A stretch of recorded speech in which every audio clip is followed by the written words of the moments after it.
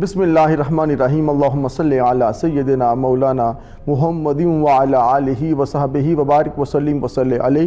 السلام علیکم ناظرین، راہ فلاح آپ کو ہے نور ٹی وی پہ دیکھ رہے ہیں۔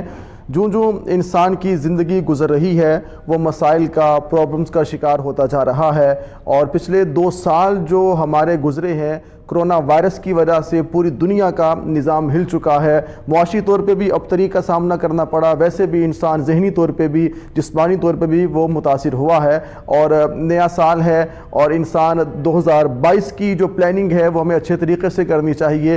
2022 پورا سال ہمیں اللہ رب العزت کی بارگاہ میں جھکنا، خالق کائنات کی بارگاہ میں سرخرو ہونے کے لیے اس کے احکامات پر عمل پیرا ہونا پڑے گا، اور عمل پیرا ہونے کے لیے سب سے بڑی ذات میرے اور آپ کے آقا حضرت محمد مصطفیٰ صلی اللہ علیہ وسلم کی ذات ہے، جو وجہ تخلیق کائنات ہیں، اور جن کی ذات، جن کا کردار ہم سب کے لیے اسوہ حسنہ ہے، اسوہ کامل ہے۔ تو ہم اگر آقا علیہ السلام کی محبت میں، ان کی اطاعت میں، اتباع میں زندگی گزاریں گے تو ہر سال جو آئیں گے ہمارے لیے بہترین ہوں گے، پورا سال ہمیں اس کی برکات نصیب ہوتی رہیں گی۔ تو اس دعا کے ساتھ کہ خالق کائنات ہم سب پہ اپنا خاص کرم فرمائے اور ہم کو اپنے حبیب کی اتباع کا نور عطا فرمائے۔ یہ ایسا نور ہے کہ انسان کا ظاہر و باطن اجلا ہو جاتا ہے۔ اتباع رسول یہ ایسا حسین عمل ہے کہ جو آقا علیہ السلام کی اطاعت و اتباع میں زندگی بسر کرتا ہے، اس کی زندگی بھی اچھی ہے، اس کی موت بھی اچھی ہے، اس کا اگلا جہان بھی اچھا ہے۔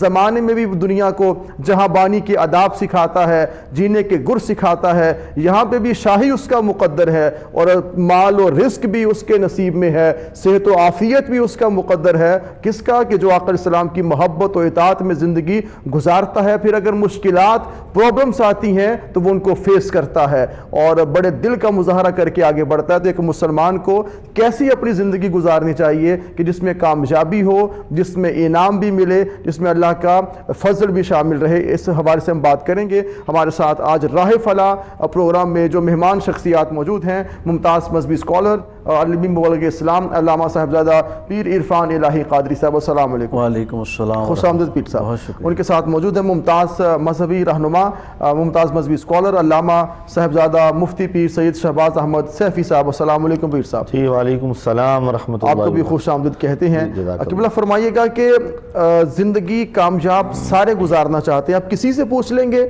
سارے یہی کہیں گے میں کامیاب ہو جاؤں۔ راہ فلاح پروگرام کا نام راہ فلاح ہے، تو فلاح ہر شخص چاہتا ہے کہ ہمیں کامیابی مل جائے، فلاح مل جائے، بقا مل جائے اور نجات مل جائے، مگر میں آپ سے یہ پوچھنا چاہوں گا یہ کیسے ملے گی اور یہ کیا ہے؟ بسم اللہ الرحمن الرحیم، مولا صلی وسلم دائما ابدا علی حبیبک خیر الخلق کلہم۔ بہت شکریہ قبلہ محترم پیر وقاص علی خالد صاحب، بہت خوبصورت آپ نے سوال کیا ہے، اور آج کا جو موضوع ہے وہ عصر حاضر کے تمام تقاضوں کو بھی پورا کر رہا ہے۔ تو فلاح، کامیابی، کامرانی ہر شخص کی چاہت ہے، ہر بندہ چاہتا ہے۔ تو اس کے بارے میں قرآن مجید فرقان حمید میں اللہ تبارک و تعالیٰ نے فرمایا قد افلح من زکاہا۔ اگر فلاح چاہتے ہو تو کیا کرو؟ اپنا تزکیہ کرو۔ ٹھیک ہے۔ تو تزکیہ کیسے ہوتا ہے؟ تزکیہ سنت رسول عربی صلی اللہ علیہ وسلم سے ہوتا ہے، سبحان اللہ۔ تزکیہ حضور کے فرامین مقدسہ سے ہوتا ہے، تزکیہ قرآن مجید کی تعلیمات پر عمل کرنے سے ہوتا ہے، تزکیہ قرآن پاک کی تعلیمات کو اپنانے سے ہوتا ہے۔ اور جو بندہ نبی رحمت صلی اللہ علیہ وسلم کے پیغام، فرمان، حضور کی سنت کو اپنا لیتا ہے، قرآن مجید میں اللہ تبارک و تعالیٰ دوسرے مقام پر کیا فرماتا ہے؟ وَمَن يُطِعِ اللَّهَ وَرَسُولَهُ فَقَدْ فَازَ فَوْزًا عَظِيمًا۔ اور عظیم فلاح جو ہے، عظیم کامیابی جو ہے وہ کس میں ہے؟ اللہ اور اللہ کے رسول کی اطاعت میں ہے، اللہ اور اللہ کے رسول کی اپنا فرامین کے فرما برداری میں ہے، اور ان کو اپنا لینے میں ہے۔ یہ ہر بندے کی چاہت ہے۔ اور قرآن مجید میں ایک مقام پر کیا فرمایا گیا ہے؟ اللہ بذکر اللہ تطمئن القلوب، کہ اگر دلوں کا اطمینان چاہتے ہو وہ اللہ کے ذکر میں ہے۔ اگر فلاح چاہتے ہو، کامیابی چاہتے ہو، اور کامیابی اسی مقام پہ ملتی ہے کہ جب بندہ طرح طرح کی الجھنوں میں الجھا ہے، اور اس وقت وہ اس بندے کے جو پائے استقلال میں لغزش نہ آئے، وہ دین متین پہ کامل رہے، کار بند رہے، اور یہی فلاح ہے، یہی کامرانی ہے کہ جب طرح طرح کے مسائل ہیں ہمیں دیکھیں اصحاب رسول رضوان اللہ تعالیٰ علیہم اجمعین، جب ان کی زندگیوں میں طرح طرح کے مصائب آتے ہیں، مشکلات آتی ہیں، پریشانیاں آتی ہیں، تو کیا کرتے ہیں؟ وہ دین اسلام کے دامن میں اور زیادہ مستعد ہو جاتے ہیں، وہ فرامین مصطفیٰ میں اور زیادہ مستعد نظر آتے ہیں، ان کی زندگی قرآن و سنت کی جو ہے وہ مصداق بن جاتی ہے، اور وہ طرح طرح کے مسائل پریشانیاں ہونے کے باوجود کیا کرتے ہیں، والذین یبیتون لربہم سجدا وقیاما، اللہ اور اللہ کے رسول کی اپنا اطاعت میں وہ اپنی زندگیاں گزارتے ہیں، اور خداوند قدوس کی بارگاہ میں اپنی پیشانیوں کو رکھ کر گڑ گڑاتے ہیں، سر بسجود ہوتے ہیں۔ تو اس کے لیے سب سے بڑی بات کیا ہے؟ حلال رزق کی تلاش۔ جب ہم پریشانیوں کے شکار ہی اس وقت ہوتے ہیں کہ جب ہم رزق حلال اور حرام میں تمیز نہیں کرتے، جب حلال رزق کی تلاش میں رہیں گے، حلال رزق کما کر لائیں گے، اپنی اولادوں کو کھلائیں گے، یقیناً ہمارے گھر کا ماحول بھی اچھا رہے گا، ہماری اولاد بھی درست رہے گی، ہمارے اپنے معاملات بھی درست رہیں گے۔ جب حلال اور حرام کی تمیز ختم ہو جائے تو اس گھر کا سکون ختم ہو جاتا ہے، اس گھر میں سکون نہیں رہتا، بے سکونی، الجھن کا شکار ہو جاتے ہیں۔ اور فلاح پھر کیسے ملے گی؟ جب الجھنوں کا شکار ہوئے تو الجھنوں کا شکار اور اس کا حل یہی ہے، حلال رزق کما کر لائیں اور اپنی اولاد کو تربیت۔ دیکھیں قرآن مجید فرقان حمید میں واضح اعلان کر دیا گیا کہ قرآن کو پڑھ کے، سمجھ کے، اس کا ترجمہ کر کے، اس کو جان کر سب لوگ ہدایت نہیں پائیں گے، بعض لوگ گمراہ ہو جائیں گے اور بعض ہدایت پائیں گے۔ اور فرمایا پھر بڑے کثرت کے ساتھ جو گمراہ ہوں گے اور کثرت کے ساتھ ہدایت پائیں گے۔ ہدایت کون پائیں گے؟ جو نبی رحمت صلی اللہ علیہ وسلم کے فرمان کو لازم پکڑیں گے، جو حضور کی اطاعت میں اپنی زندگی گزاریں گے، اور اللہ اور اللہ کے رسول کی اطاعت، اللہ اور اللہ کے رسول کی محبت میں اپنی زندگیوں کو جو گزارتے ہیں۔ اگر بلال حبشی ہو تو وہ زمانے کا سلطان نظر آتا ہے، اور اگر اسی کے برعکس اور اسی کے تضاد میں، اسی کے متضاد، اسی کے اپوزٹ جو ہے وہ اپنا ابو جال ہے، ابو لاب ہے، جو حسب و نسب کے اچھے لوگ ہیں، رنگ و نسل کے اچھے لوگ ہیں، مکے میں مرے، مکے میں پیدا ہوئے، لیکن انسان نہیں۔ قرآن کہتے تبت یدا ابی لہب وتب، خدا تعالیٰ ان پر لعنت بھیجتا ہے۔ اور جن لوگوں نے میرے نبی کی اتباع کو اختیار کیا، وہ صہیب روم سے آ کر، وہ عمار یاسر، وہ بلال حبشی، وہ سلمان فارسی، آج بھی ان کے نام جو ہے وہ سنہری حروف میں لکھے گئے ہیں اور سنہری حروف میں لکھے رہیں گے، اور ان کی زندگیاں جو اتباع رسول میں گزری وہ قیامت تک کے لیے کامل نمونہ رہیں گی، اور جو لوگ ان کو جو ہے فالو کرتے رہیں گے۔ ہر شخص کی کوشش ہے میں فلاں کو فالو کروں، میں فلاں کا فالوور بنوں، لیکن ہمارے لیے فالو کرنے کے لیے جو پیغام ہے وہ کتاب اللہ ہے، ذالک الکتاب لا ریب فیہ، اور جو ہستی ہے وہ ہستی ذات مصطفیٰ ہے، اور ہم ان دونوں چیزوں کے ساتھ جڑے رہیں گے، حضور کی سنت مطہرہ کو اختیار کیے رکھیں گے، قرآن مجید سے تعلیم حاصل کرتے رہیں گے، تو انشاءاللہ تعالی ہمیں کامرانی ملے گی، ہمیں فلاح ملے گی، ہمیں کامیابی ملے گی۔ بالکل، جو میرا پہلا سوال تھا کہ فلاح، رائے فلاح میں کہ فلاح کیا ہے، بڑی خوبصورت آپ نے اس کی ڈیفینیشن کی کہ اللہ مفتی صاحب فرمائیے گا کہ پورے سیمینارز بھی ہوتے ہیں، ورکشاپس بھی ہوتی ہیں، اور پورا اس پہ بیان بھی ہوتا ہے، یہ 5 کام کر لیں تو کامیابی ملے گی، یہ 7 کام کر لیں تو کامیابی ملے گی، یہ 11 کام کریں تو کامیابی ملے گی۔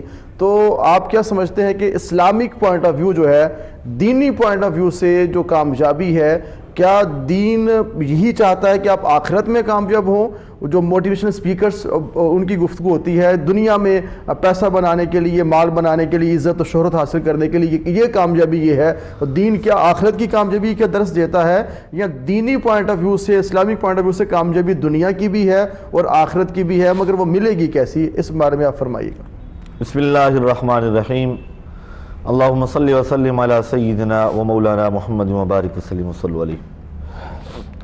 جس سوال کی طرف آپ نے ابتدا میں توجہ دلا دی ہے، میں چاہ رہا تھا کہ اس پر بات ضرور ہونی چاہیے، اور انشاءاللہ ذہن میں ہے، اس طرف میں ضرور پلٹوں گا، لیکن میں پہلے قرآن سے پوچھنا چاہتا ہوں، قرآن بتا کہ فلاح کیا ہے اور راہ فلاح کیا ہے۔ اللہ رب العزت نے قرآن پاک کی دوسری سورہ ہے، سورہ بقرہ، اس کے آغاز میں ہی بڑے خوبصورت انداز میں ایمان والوں کی اور وہ لوگ جو کامیاب ہیں، فلاح جسے مل جائے وہ مفلح ہے، مفلحون جنہیں اللہ نے فرمایا ہے وہ کون لوگ ہیں؟ ان کی پہلی صفت اللہ نے بیان کی، یقیمون الصلاۃ، جو نماز قائم کرنے والے۔ واہ واہ واہ۔ اب یہاں ہمارے اسی چینل سے ایک پروگرام نشر ہوتا ہے، استخارہ، تو وہاں پہ ہم ہر دوسرے کالر کو اگر یہ بات کہتے ہیں کہ آپ نماز کی پابندی کریں گے تو پھر وظائف اثر کریں گے، وہ فارمیلٹی نہیں ہے، فارمل باتیں نہیں کر رہے ہوتے، یہ بتا رہے ہوتے ہیں کہ کامیابی کا پہلا زینہ نماز ہے. الذین یقیمون الصلاۃ، جو نماز پڑھتے ہیں، نماز قائم کرتے ہیں، کامیاب لوگ وہ ہیں. جی جو اللہ کے دیے میں سے خرچ کرتے ہیں، کامیاب لوگ وہ ہیں. جو ایمان بالغیب رکھتے ہیں، کامیاب لوگ وہ ہیں. جو اللہ کی نازل کردہ کتابوں پر ایمان رکھتے ہیں، کامیاب وہ ہیں. جنہیں آخرت پر یقین ہے، کامیاب وہ ہیں. جی اور پھر جب ہم سورہ مومنون کو پڑھتے ہیں، اللہ رب العزت نے بالترتیب یہ فرمایا قد افلح المومنون، مومنین کامیاب ہیں. جی اب ایمان کیا ہے؟ ایمان کس چیز کا نام ہے؟ حضور صلی اللہ علیہ وسلم کی بارگاہ میں جناب جبریل امین حاضر ہوتے ہیں اور آ کر سوال کرتے ہیں مل ایمان یا رسول اللہ. جی حضور ایمان کیا ہے؟ امام الانبیاء ارشاد فرماتے ہیں ان تؤمن باللہ و ملائکتہ و کتبہ و رسلہ. فرمایا ایمان لائے تو اللہ پر، اس کے رسولوں پر، اس کی کتب پر اور آخرت پر ایمان رکھے، اچھی بری تقدیر پر ایمان رکھے. جب ہم حدیث پاک کی طرف بڑھتے ہیں تو ایک حدیث پاک میں بڑا واضح طور پر یہ آتا ہے کہ لا یؤمن احدکم حتی اکون احب الیہ من والدہ وولدہ والناس اجمعین. اس وقت تک کوئی مومن نہیں ہو سکتا جب تک اپنی جان، مال، اولاد، رشتہ دار، اعزاء، اقرباء، ساری کائنات سے بڑھ کر کریم آقا علیہ تحیۃ و ثنا سے محبت اور پیار نہ کرے. اور میں جب اس حدیث کو دیکھتا ہوں تو دوسری حدیث متوازی اس کے فوراً مجھے میرے ذہن میں آتی ہے اور اس کے الفاظ بھی اس سے ملتے جلتے ہیں. لا یؤمن احدکم حتی یحب لاخیہ ما یحب لنفسہ. جی تم میں سے کوئی اس وقت تک مومن نہیں ہو سکتا، کامل مومن نہیں ہو سکتا جب تک اپنے مسلمان بھائی کے لیے بھی وہی چیز پسند نہ کرے جو اپنے لیے پسند کرتا ہے. صحیح. یعنی ایک جگہ پر بتایا گیا حضور کی محبت کمال ایمان ہے. واہ. حضور کی محبت جو ہے نا ایمان کامل کی علامت ہے. جی. دوسری جگہ یہ کہا گیا حضور کی محبت کے ساتھ اللہ کے بندوں سے پیار کرنا، اللہ کی مخلوق سے پیار کرنا، اللہ کی جو ہے نا وہ مخلوق کی خدمت کرنا. میں یہاں پہ روکنا چاہوں گا اس حوالے سے، آپ کی بات پوری ہوگی انشاءاللہ. پھر ایک تو وہ ہے شخصیت کہ جو بس اللہ اللہ کر رہے ہیں اور خود ہی اپنے حجرے میں ہیں اور کسی سے ملتے نہیں ہیں، وہ ان کا ذاتی عمل ہے، وہ اپنی ان کی روحانی ترقی منازل تو کہہ سکتے ہیں، مگر جو خدمت خلق ہے یہ بھی بہت بڑا خاصہ ہے. بندہ اللہ کی عبادت کرتے کرتے مخلوق کو نہ بھولے. بالکل. پیر صاحب ماشاءاللہ ظاہر ہے آپ بھی اسلامی سکالر بھی ہیں اور یقیناً پورے پاکستان میں آپ کو جانا پہچانا جاتا ہے. آپ اس بات پر پہنچ چکے ہیں جو میں کہنا چاہ رہا تھا کہ حضور کی محبت کمال ایمان ہے، لیکن ساتھ یہ حدیث بھی ذہن نشین رہے کہ صرف گھجرے میں بیٹھ کر اللہ اللہ کرنے والا اپنا کمال تو تلاش کر رہا ہے، اپنی ذات کا کمال تو وہ تلاش کر رہا ہے، وہ انفرادی عمل ہے، وہ انفرادی ہے. جی حجت نہیں ہے وہ. لیکن اللہ کی بارگاہ میں مقام اس کا زیادہ ہے. قلندر لاہوری اقبال فرماتے ہیں نا خدا کے بندے تو ہیں ہزاروں، بنوں میں پھرتے ہیں مارے مارے، میں اس کا بندہ بنوں گا جس کو خدا کے بندوں سے پیار ہوگا. واہ واہ. آج داتا داتا ہو رہی ہے تو وجہ یہ ہے کہ حضور سیدنا داتا گنج بخش علی حجویری رحمۃ اللہ تعالی علیہ گوشہ نشین ہو کر بیٹھے رہتے تو اپنے ننیال ددیال میں بیٹھے رہتے. جی ایسے ہی ہے. چھوڑ کر یہ بر صغیر اس خطے میں نہ تشریف لاتے، اپنے مرشد کامل کے قدموں میں بیٹھے رہتے عرب شریف میں. اسے چھوڑ کر یہاں آئے اور یہاں آ کر بھٹکے ہوں کو اللہ اور اس کے رسول کی معرفت کا جو ہے نا وہ جام پلایا.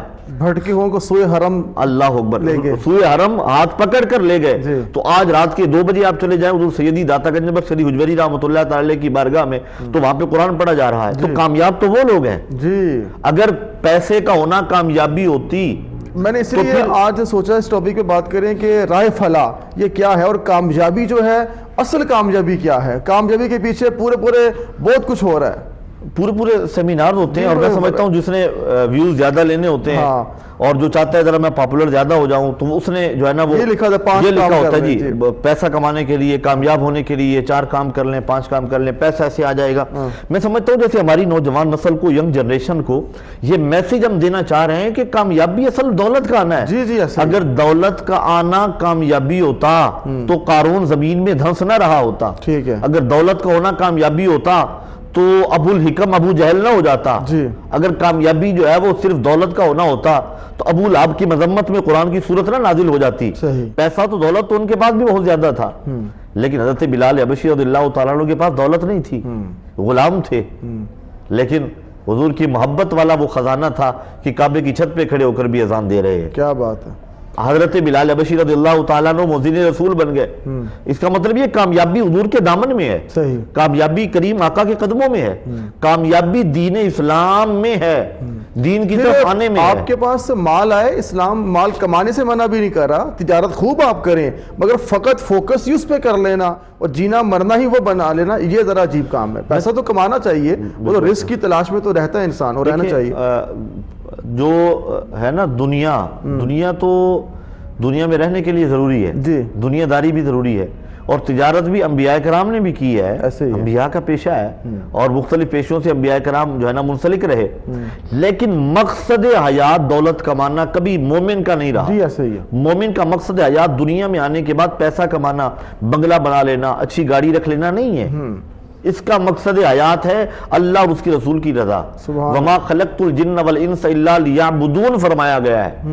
یہ نہیں کہا گیا کہ تمہاری تخلیق کا مقصد جو ہے وہ دنیا میں آ کر پیسہ کمانا ہے. اور آج جو سب سے بڑی تمام بیماریوں کی جڑ ہے وہ دولت کی محبت ہے, دنیا کی محبت, حب مال, حب جاہ, اس نے تباہ و برباد کر دیا ہے.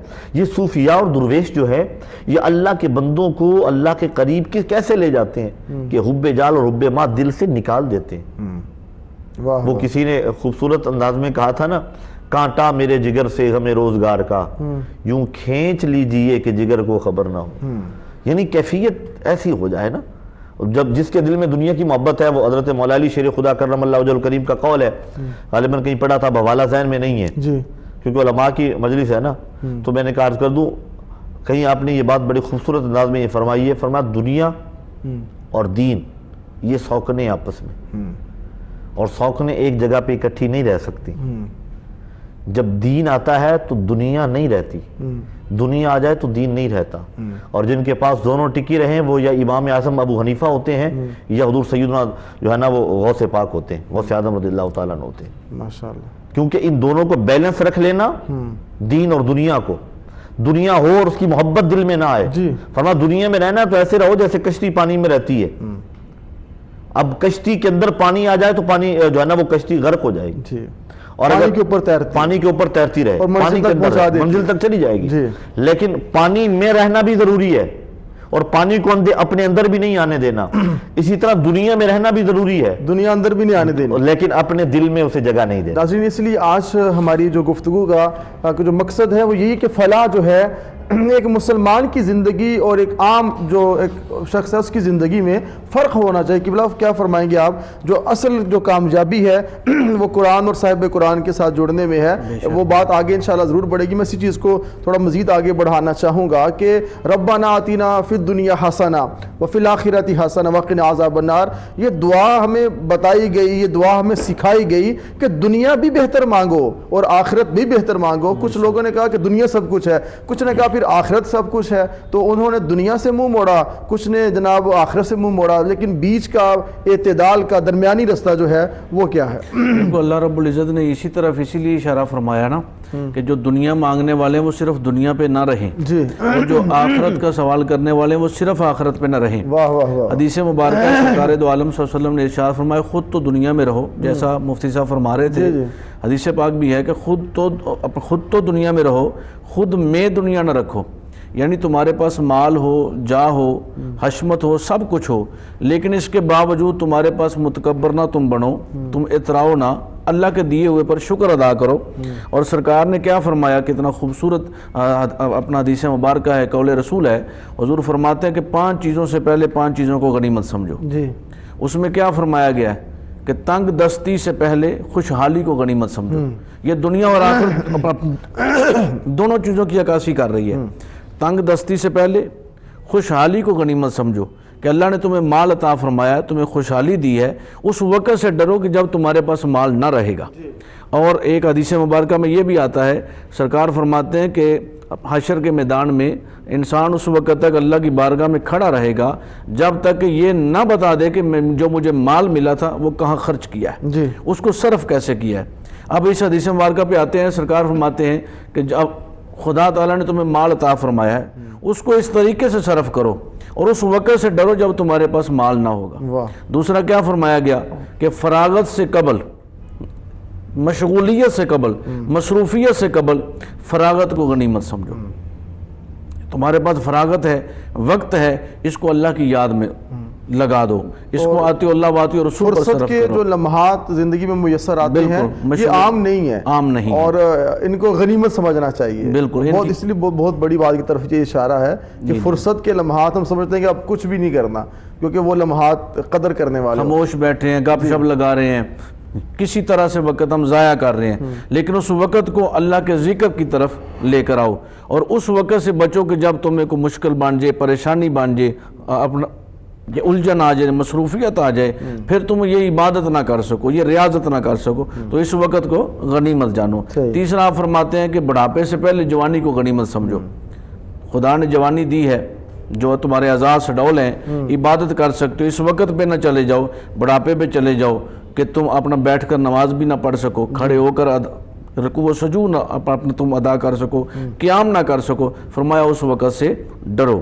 چوتھا آپ نے کیا فرمایا کہ جناب علی بیماری سے قبل تندرستی کو غنیمت سمجھو۔ یہ تندرستی ملی ہے، حیات ہے، اچھی تمہاری صحت ہے، اس صحت کو اللہ اور اللہ کے رسول کے فرامین کے مطابق گزارو، تم آتی اللہ واتی اور رسول پر رہو، اور اس وقت سے ڈرو کہ تمہارے پاس یہ وقت نہ رہے۔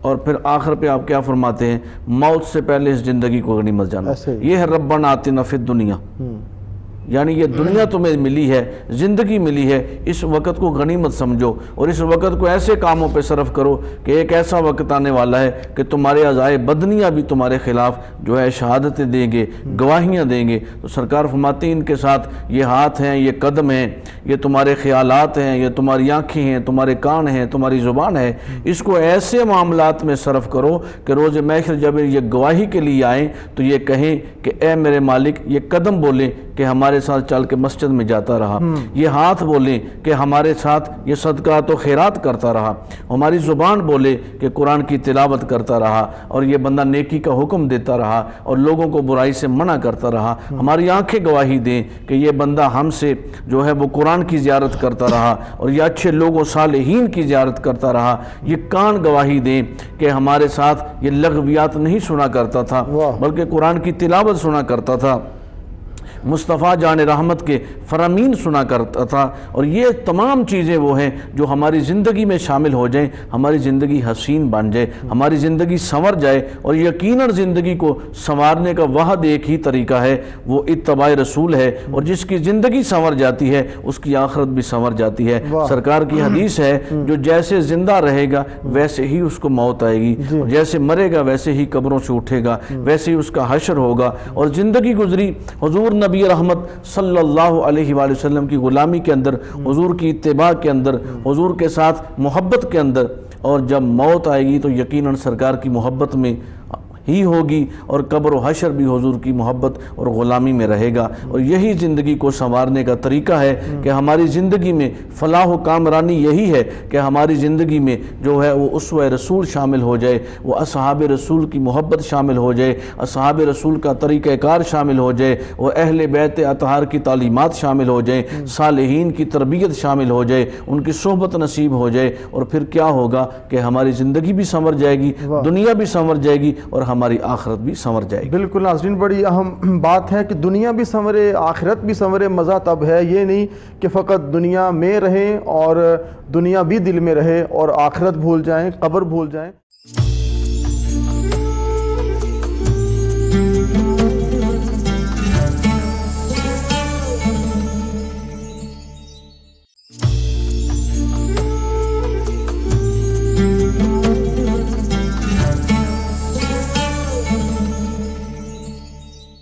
اس سوال سے آپ کیا فرمائیں گے، کیا کہنا چاہ رہے تھے آپ؟ آپ جب گفتگو فرما رہے تھے پیر عرفان الہی قادری صاحب، تو نبی رحمت صلی اللہ تعالی وسلم کی حدیث مبارکہ میں سمجھ رہا ہوں کہ جہاں پہ میں عرض کر دوں، معجم الاوسط للطبرانی کی حدیث پاک ہے، حضور رحمت کائنات صلی اللہ علیہ وسلم فرماتے ہیں المومن مرۃ المومن، مومن مومن کا آئینہ ہوتا ہے۔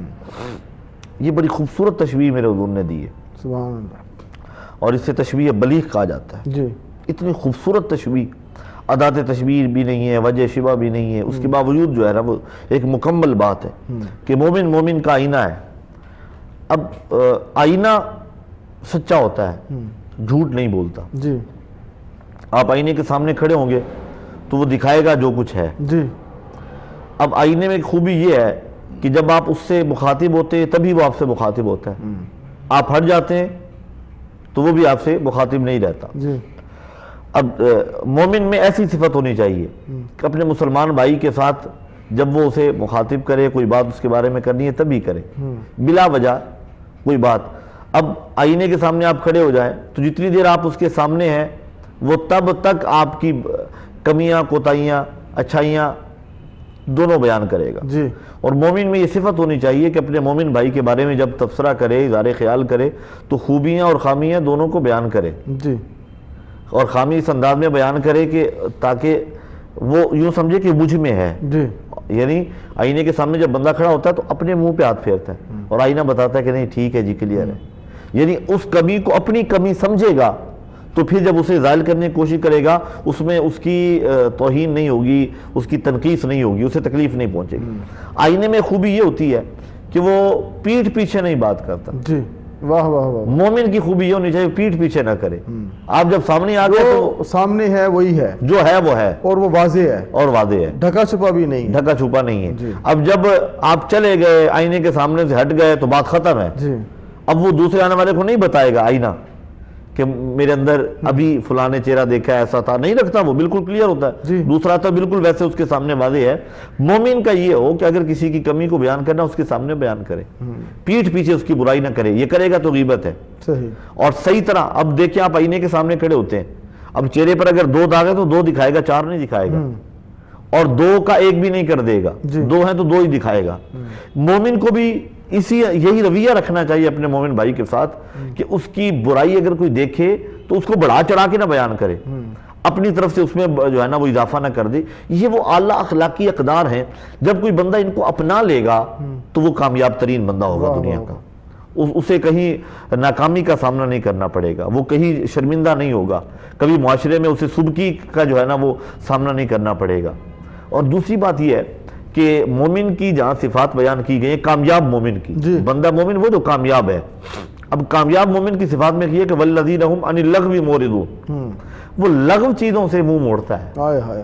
ابھی پیر صاحب قبلہ جو بات فرما رہے تھے نا فراغت والی، اور آپ نے اسے جو ہے نا وہ جملہ لیا کہ فراغت کے لمحات کو بھی، فرصت کے لمحات کو بھی اللہ کی نعمت جانا جائے. جی ایسے ہی ہے. اسے ہم ضائع کرنے کی کوشش کرتے ہیں. جی ٹائم فری ہے، چلیں یار کوئی جو ہے نا وہ صرف گپ شپ میں موبائل پہ گیم کھیل لیں. اب میں جو ہے نا وہ سفر میں تھا اور کبھی کبھی جو ہے نا وہ پبلک ٹرانسپورٹ پہ بھی سفر کرنا پڑتا ہے. ساتھ ایک نوجوان بیٹھا ہے اور گاڑی چل رہی ہے اور وہ بیچارہ اس طرح لگا ہوا ہے بالکل زور لگا کے. میں نے کہا اسے پتہ نہیں کتنی مشقت میں پڑا ہوا ہے. اگر آفس ورک ہوتا اسے کہا جاتا کہ راستے میں کرو تو اس نے کھڑی کھڑی سنانی تھی اپنے باس کو بھی کہ یار گاڑی چل رہی ہے، میری نگاہ کہاں ٹکے گی، کیا کام کروں، ٹائپنگ نہیں ہو رہی. لیکن اب بیچارے لگے ہوئے ہیں. اب ہمیں احساس نہیں ہے کہ ہم کتنے لغو کاموں میں فضول میں پڑ چکے ہیں. آدھی آدھی رات تک فضول جو ہے نا وہ سوشل میڈیا کا استعمال اور فضول چیزیں دیکھنا اور فضول گیمز میں جو ہے نا وہ رہنا. اب اس کی وجہ سے بے خوابی کا شکار ہو جاتے ہیں مختلف. پھر کہتے ہیں جی اب کام نہیں ہوتا، کام نہیں کر پاتے، ہماری ترقی نہیں ہو رہی. تو میرے بھائی جو ہم نے کامیابی والے راستے کون سے چنے ہیں؟ جس نے جو ہے نا وہ ایجاد کیا تھا نا، جی اس نے اپنے آپ کو اپنے بچوں کو بچایا ہے. یہ بات بھی ہے کہ اس کا جو یوز ہے وہ پوزیٹیو بھی بہت ہے، اور اس دور کے اندر اس کے بنا انسان کسی کام کا نہیں ہے. چاہے وہ بڑا ہے، یقیناً جو بڑا بھی ہے، ایک رابطے کا، سماجی رابطوں سے لے کے عام رابطوں تک اس کی ضرورت ہے، مگر جو جس کا مقصد ہے وہی ہونا چاہیے. دیکھیں اس کا مثبت استعمال میں سمجھتا ہوں بہت کم ہو رہا ہے، وہ اس میں شک نہیں ہے. ہم لوگ جو ہے نا اس کا جو منفی استعمال ہے وہ زیادہ کرتے ہیں. اب اس کے بغیر اس سے چھٹکارا تو نہیں ہے. جی آپ اور میں اگر کہیں کہ اس سے جان چھوٹ جائے گی تو پاسبل نہیں ہے. اب ہم نے یہ حل نکالنا ہے کہ اس کو پاس رکھتے ہوئے ہاں جی ہم کیا کریں. اپنی ینگ جنریشن کو ہم نے اس کے بچوں کو چپ کروانا ہو تو پکڑا دیتے ہیں کہ یہ آپ پکڑیں اور میرے خیال میں ماؤں نے بہترین طریقہ یہ آج کل ڈھونڈا ہوا ہے کہ بچے کو پہلے ہوتا تھا کہ اب کسی طرح بہلا لیں اور کسی طرح اسے جو ہے نا وہ کھیل میں لگا دیں. اب کہتے ہیں صرف موبائل پکڑا دیں اور بے فکر ہو جائیں. یہ نہیں پتا کہ یہ بچے کی کیا تربیت کر رہا ہے. بچہ جب اسے کھول کر بیٹھا ہے کیا کیا دیکھ رہا ہے، اور ابھی اس لیول پہ اس کا ذہن پہنچا نہیں ہے جو چیزیں اس کے سامنے آ رہی ہیں. تو یہ ہمیں اپنی نوجوان نسل کو اس سے بچانے کے لیے، اس کی مضر اثرات سے بچانے کے لیے کچھ کرنا ہوگا، ورنہ یہ نہ ہو کہ پھر بعد میں ہم ہاتھ ملتے رہے اور ہمارے ہاتھ میں کچھ بھی نہ رہے۔ اور جو اگلی بات ہے وہ یہ ہے کہ ہمیں اپنے شب و روز کو جو ہے نا وہ ایسا بنانا ہوگا جو ہمارے لیے اور ہماری قوم کے لیے سود مند ہو۔ دیکھیں، ہم اگر کہتے ہیں کہ بچہ صرف پڑھتا جا رہا ہے تو پڑھتا تو جا رہا ہے، اب سارے جاب کرنے کے لیے تو پیدا نہیں ہوئے، کوئی اسے ہنر بھی سکھائیں، کوئی اسے کاروبار سکھائیں، کچھ بزنس سکھائیں۔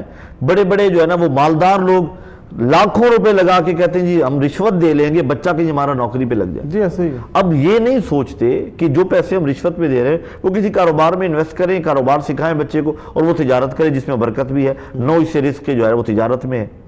اب یہ ساری چیزیں، کامیابی کا دار و مدار صرف پیسہ نہیں تھا، صرف ہمارے پاکستانی عوام نے سمجھ لیا ہے عمومی طور پہ، معذرت کے ساتھ، کہ صرف کامیابی کا معیار یہ ہے کہ جسے جاب مل جائے۔ اس میں ہم سب شامل ہیں۔ ہاں جی، ہم اور آپ سب اس معاشرے کا حصہ ہیں نا جی، ہم سارے اس میں شامل ہیں۔ اب کامیابی کا معیار یہ ہے کہ ہم لوگوں کے لیے مفید ہوں، لوگوں کو ہماری ذات سے فائدہ پہنچے، لوگوں کو ہم اپنی ذات سے نقصان پہنچانا تو جانتے ہیں، فائدہ پہنچانے والے کم ہے۔ جو فائدہ پہنچاتا ہے اس بات کا پھر سب پتہ چل جائے کہ فائدہ پہنچانے والا، کسی کے دکھ کو دور کرنے والا، کسی کی ضرورت کو پورا کرنے والا، اس کا کیا مقام ہے۔ فقط جو سنت کی بات کریں تو اگر امام کی داڑھی چھوٹی ہو تو اس کو یہ بھی نہیں کہنا چاہیے کہ یہ سنت ہے، وہ سنت تو ہے جو داڑھی رکھنا، مگر اس کے علاوہ وعدہ وفا کرنا بھی تو سنت ہے، ضرورت پوری کرنا بھی تو سنت ہے، صلہ رحمی بھی تو سنت ہے، یہ چیزیں بھی تو اس میں شامل ہیں۔ میں اس لیے چاہوں گا کہ اس چیزوں کا پتہ چل جائے کہ مفید شہری کیسے بننا ہے اور اچھا مسلمان۔ دیکھیں جی، بالکل سرکار مدینہ صلی اللہ علیہ وآلہ وسلم نے اس پر خوبصورت حدیث مبارکہ ہے۔ حضور فرماتے ہیں خیر الناس من ینفع الناس، واہ واہ واہ، سبحان اللہ، بہترین لوگ وہ ہیں جو لوگوں کو فائدہ دیتے ہیں، دوسرے لوگوں کو فائدہ دیتے ہیں۔ یہ بہت کمال بات ہے، اور یہ صرف بات نہیں، آقا اسلام کا فرمان ہے کہ بہتر انسان وہ ہے جو دوسرے انسان کو فائدہ دیتا ہے، اور بالکل اس کے برعکس برا انسان وہ ہے جو لوگوں کو نقصان پہنچاتا ہے۔ جی بالکل صحیح۔ اگر دیکھیں نا، فرض ادا کرنے کا ثواب ہے تو فرض ترک کرنے کا گناہ بھی ہے۔ جی، اور قرآن مجید میں اللہ رب العزت نے کیا فرمایا، وَذَكِّرْ فَإِنَّ الذِّكْرَ تَنفَعُ الْمُؤْمِنِينَ، نصیحت کرو، نصیحت کرنا مومنوں کو فائدہ دیتا ہے۔ صحیح، مطلب یہ کہ فائدہ دو، لوگوں کو فائدہ دو۔ ایک حدیث مبارکہ میں سرکار نے کیا فرمایا کہ راستے میں تکلیف دہ چیزوں کو ہٹا دو، جی، یعنی جو چیز لوگوں کو تکلیف دیتی ہے اس کو دور کرو اور لوگوں کو فائدہ پہنچاؤ، اور لوگوں کو فائدہ دینے والا شخص جو ہے وہ خود سکون میں رہتا ہے، ٹھیک ہے، اس کو ذہنی سکون بھی ہوتا ہے اس امر پر کہ وہ لوگوں کی خدمت کر رہا ہے۔ اور شیخ سعدی علیہ الرحمہ نے کیا خوبصورت شعر ہے ان کا کہ طریقت بجز خدمت خلق نیست، بتسبیح و سجادہ و دلک نیست، یعنی انہوں نے طریقت کا معیار بھی یہ بنایا کہ خدمت خلق، تو خدمت خلق آپ دنیا میں رہ کر کریں یا طریقت کے لوگ کریں، ہر حال میں لوگوں کو فائدہ دینے والا شخص جو ہے وہ فلاح پاتا ہے، اس کو کامرانی ملتی ہے، وہ صدقات میں آ جاتا ہے جو لوگوں کے لیے کام کرتا ہے۔ جناب سیدنا صدیق اکبر رضی اللہ تعالی عنہ سے سوال کیا گیا کہ حضور آپ کے خلافت کے امور بھی ہیں، تو یہ کام کیسے سارے نپٹائے جاتے ہیں، کس طریقے سے ہوتے ہیں؟ تو آپ نے بڑا خوبصورت جواب دیا جو کہ اتباع خدا اور رسول بھی شامل ہے اس میں اور لوگوں کا فائدہ بھی ہے۔ آپ نے فرمایا کہ میں اللہ کے کام کرتا ہوں، واہ واہ واہ واہ، میں اللہ کے کام کرتا ہوں، اللہ میرے کام کرتا ہے۔ سبحان اللہ، سبحان اللہ۔ اب اللہ کے کاموں میں کیا ہے؟ ان کی عبادت بھی جاری ہے، ریاضت بھی جاری ہے، اور لوگوں کے مسائل بھی حل کیے جا رہے ہیں۔ اور سیدنا فاروق اعظم رضی اللہ تعالیٰ عنہ کو رات کے وقت بوریاں اٹھا کر لوگوں کے گھروں میں پہنچاتے ہیں امیر المومنین ہو کر، اور حضرت عمر بن عبدالعزیز جنہیں عمر ثانی کہا جاتا ہے کس طریقے سے لوگوں کی خدمت کرتے ہیں۔ وہ لوگوں کی خدمت کرنے کا ثمر کیا ہے کہ اللہ رب العزت نے ان کو سکون بھی عطا فرمایا اور زمانے کا سلطان بھی بنا دیا۔ آج ہم بھی کسی پلیٹ فارم سے ہوں، تصوف کے لوگ ہوں، وہ مسجد کے امام ہوں، خطیب ہوں، یا عام شہری ہے، محلے دار ہے، کونسلر ہے، کسی طرح سے وہ جو کام کر رہا ہے وہ خدمت خلق اگر کر رہا ہے نیک نیتی کے ساتھ تو اس کا ہر لمحہ عبادت ہے، واہ واہ واہ، جو لوگوں کو فائدہ دے رہا ہے، لوگوں کو فائدہ پہنچا رہا ہے، لوگوں کو تعلیم دے رہا ہے، لوگوں کی رہنمائی کر رہا ہے، لوگوں کو کسی طریقے سے بھی وہ جو ہے وہ برائی سے منع کر رہا ہے۔ اور یہ اس امت کو سب سے بڑا اعزاز کیا دیا گیا، جو خیر امہ کا ٹائٹل ملا ہے، اس میں اللہ رب العزت کیا فرماتا ہے کہ یہ نیکی کا حکم دینے والے ہیں، برائی سے منع کرنے والے ہیں۔ یہ بھی تو فائدہ دینے والی چیز ہے نا، وَأْمُرْ بِالْمَعْرُوفِ وَنَهَىٰ عَنِ الْمُنْكَرِ، لوگوں کو نیکی کا حکم دو، برائی سے منع کرو۔ وہ حکم جو ہے وہ آپ زبان سے بھی نیکی کا حکم دینے کا اور فائدہ پہنچانے کا کہا گیا ہے، ہاتھ سے بھی لوگوں کو فائدہ پہنچانے کا کہا گیا ہے، اپنے وقت کو صرف کر کے لوگوں کو فائدہ پہنچانا یہ اللہ اور اللہ کے رسول کا پسندیدہ عمل ہے۔ اور حضور نبی رحمت صلی اللہ علیہ وآلہ وسلم، حضور کے اسوہ حسنہ میں یہ بات شامل ہے کہ حضور لوگوں کو فائدہ پہنچانے کے لیے کس قدر شب و روز اپنے گزارتے ہیں۔ اور ایک وہ پاگل عورت جب مجنون خاتون آ کر حضور کی باتیں، حضور کو باتیں سناتی ہے، اس کے لیے سرکار دھوپ میں کھڑے ہو جاتے ہیں، اس لیے کہ یہ عورت راضی ہو جائے، اس کو فائدہ دیا جائے۔ اور فرمایا اگر میں بھی اس کی باتیں نہیں سنوں گا تو کون اس کی باتیں سنے گا؟ اس لیے لوگوں کو فائدہ پہنچانے کے لیے جو کام ہم کرتے ہیں اللہ کو پسند ہے، اللہ کے رسول کو پسند ہے، اور یہ چیز دینی امور میں ہو یا دنیاوی امور میں ہو، ہر لحاظ سے افضل و اعلیٰ ہے جو لوگوں کو فائدہ پہنچایا جاتا ہے۔ اس سے یہ جو لوگ فائدہ پہنچاتے ہیں وہ ڈپریشن کا شکار نہیں ہوتے، جی صحیح، ان کا ذہن چلتا ہے، خدمت خلق رہتے ہیں، جی جی ایسے ہی ہے، ڈپریشن اپنی ذات میں گم نہیں رہتے، بے شک، انہیں اوروں کی فکر ہوتی ہے کہ یہ میرا بھائی ہے، یہ میرا دوست ہے، اس کو میں نے کیسے اس کی ہیلپ کرنی ہے، کیسے اس کا خیر خواہی کرنی ہے۔ مفتی فرمائیے گا کہ خیر الناس میں ینفع الناس کی جو بات ہوئی ہے، بہترین انسانوں میں سے وہ ہے جو لوگوں کے ساتھ اچھا عمل کرتا ہے، فائدہ جو لوگوں کو دیتا ہے وہ اچھا انسان ہے۔ فرمائیے گا کہ اس کی جو کوانٹیٹی ہے اس پہ تو بات نہیں کی گئی نا کہ آپ اتنی کوانٹیٹی ہوگی تو یہ خیر کا کام ہے، وہ چاہے رستے سے پتھر ہٹا دیں گے یہ بھی تو خیر کا کام ہے، چاہے کسی کی بات سن لینا محبت سے وہ بھی تو خیر میں آتی ہے۔ میں اس میں چاہوں گا کہ آپ اس بارے میں کیا فرماتے ہیں کہ یہ نہیں کہ آپ بہت بڑے کام کر دیں یہ خیر ہے، تو جو چھوٹے لوگ ہیں، جو غریب نادار ہیں اور جو عام بندہ ہے اس کے دل میں خیال ہے کہ یہ بڑے بڑے کام تو وہ کر گیا، اب میں کیا کروں، میں اس خیر کے زمرے میں آتا ہوں کہ نہیں، کیا فرمائیں گے آپ؟ دیکھیں جی، خیر کی بہت ساری انواع اور اقسام ہیں جی۔ اب ایک شخص لاکھوں روپے خرچ کر کے خیر والا عمل کر سکتا ہے، تو میرے نبی علیہ السلام نے پابند تو نہیں کیا کہ اتنا بڑا کام کوئی کرے گا تو تب ہے، یہاں تو رکھا گیا انما الاعمال بالنیات، اور پھر اس کی وضاحت میں مفسرین نے لکھا وضاحت میں کہ انما ثواب الاعمال بالنیات، جی ٹھیک ہے، آپ کے اعمال پر اللہ نے جو اجر دینا ہے وہ آپ کی نیتوں پر مبنی ہے۔ صحیح۔ اب ایک شخص کے پاس کروڑ روپیہ ہے، اس نے 1 لاکھ روپیہ دے دیا ہے، تو اس نے اچھی ہینڈسم اماؤنٹ اللہ کی راہ میں خرچ کر دی ہے، صدقہ جاریہ کے طور پر، کہیں کوئی کنواں بنوا دیا، کہیں کوئی واٹر پلانٹ لگا دیا، اچھا کام کیا اس نے، نیک عمل کیا۔ لیکن ایک دیہڑی لگانے والا اگر 1000 روپیہ لے کر جا رہا ہے اور اس 1000 روپے میں اس نے گھر میں راشن ڈالنا تھا، اس میں سے جب وہ 100 روپے اللہ کی راہ میں دیتا ہے، اب دیکھتے ہیں کہ کوانٹیٹی جو ہے نا اس کی بہت کم ہے، ٹھیک ہے، اس کے مقابلے میں ممکن ہے کوالٹی میں آگے چلا جائے، لیکن کوالٹی میں اور نیت میں اس کا مقام اللہ کی بارگاہ میں پتہ نہیں کہاں چلا گیا۔ اب حضرت ابراہیم علیہ السلام جب چیخے میں جاتے ہیں تو وہ بھی جانور ہے نا، دیواروں پہ رینگنے والی چھپکلی، وہ آ کے پھونک مار رہی ہے، پھونکے مار رہے، اب اس کی پھونک سے وہ چیخے کی آگ بڑھ تو نہیں جانے والی، اب لیکن وہ اپنے خبث باطن کا اظہار کر رہی ہے۔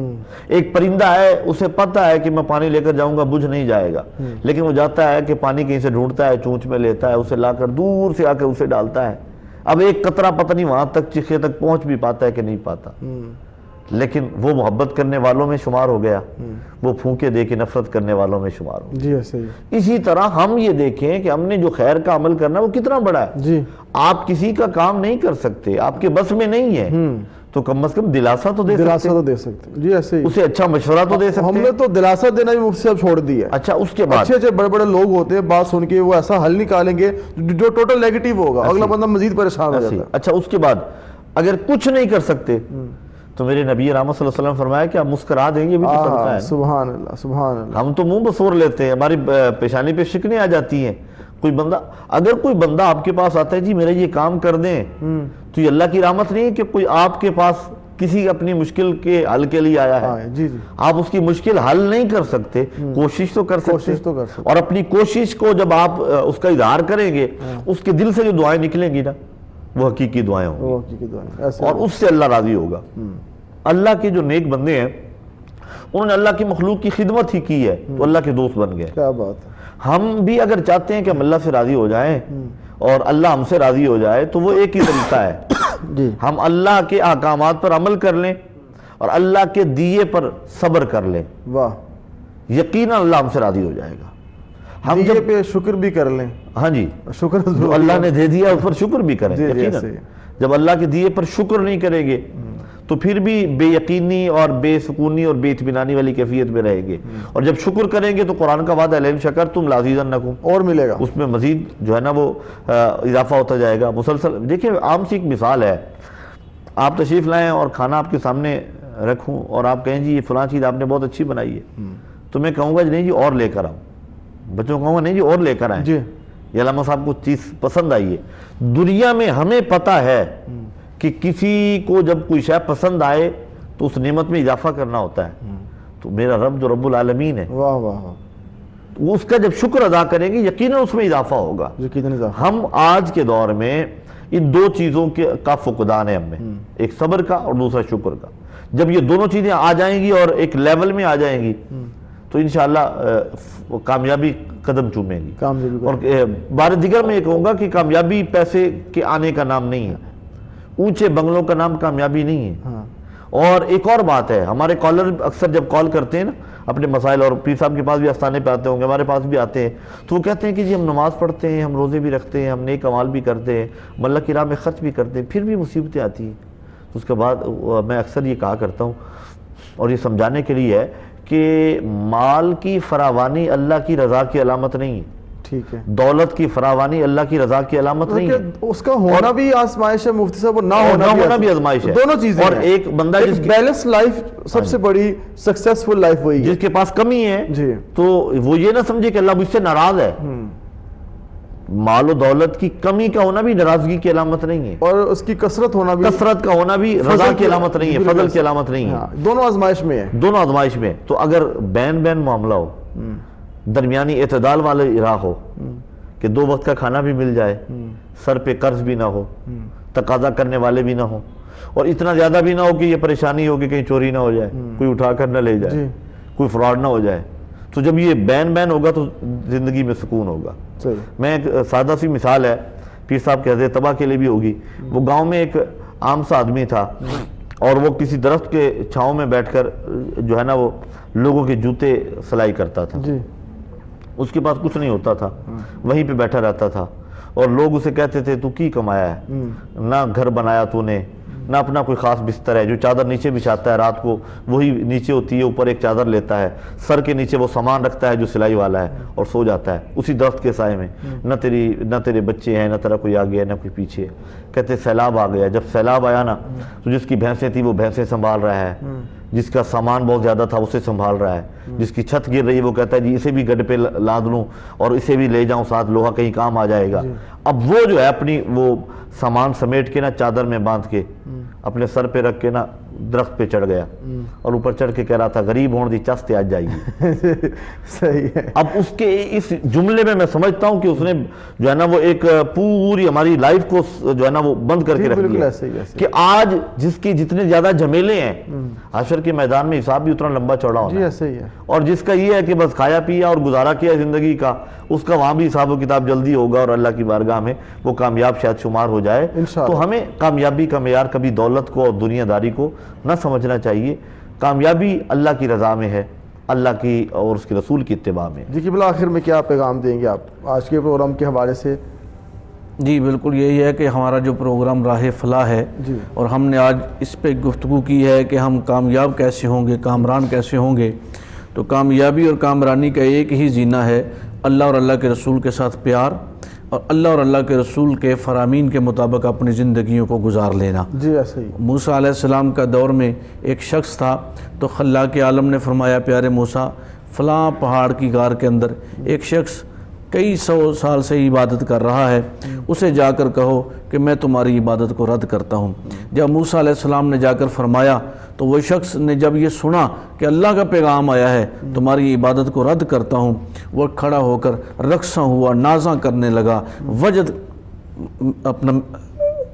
वजद में आ गया और उसकी कैफियत तब्दील हो गई। आपने फरमाया मैं ये नहीं कह रहा कि तुम्हारी इबादत कबूल हो गई है, बल्कि मैं ये बता रहा हूँ कि तुम्हारी इबादत रद्द हो गई है। उसने कहा मैं इसलिए कर ही नहीं रहा था कि रद्द हो या कबूल हो, मैं तो खुश इस बात पे हूँ कि मेरे यार का पैगाम तो आया है, मैं इस शमार में तो आया हूँ। आज हम जो इबादत करते हैं, हमारी तजारत ये है कि हमारे काम ठीक हो जाए, हमें ये हो जाए, हमें माल मिल जाए। अगर हम अपने रब को राज़ी करें कि हमें फलाह मिल जाए, हमें कामयाबी मिल जाए और हम रोज़े महशर सुरखरू होकर हुजूर की बारगाह में हाज़िर हो जाएं और हुजूर हमें कबूल फरमा दें और माबूद बाहक फरमाए कि ये मेरा अब्द हकीकी है, इसी में मेराज है कि खुदा फरमा दे ये मेरा बंदा है, और बंदा बन जाना ही राह फलाह है और इसी में फलाह व कामरानी है। जी मुफ्ती साहब।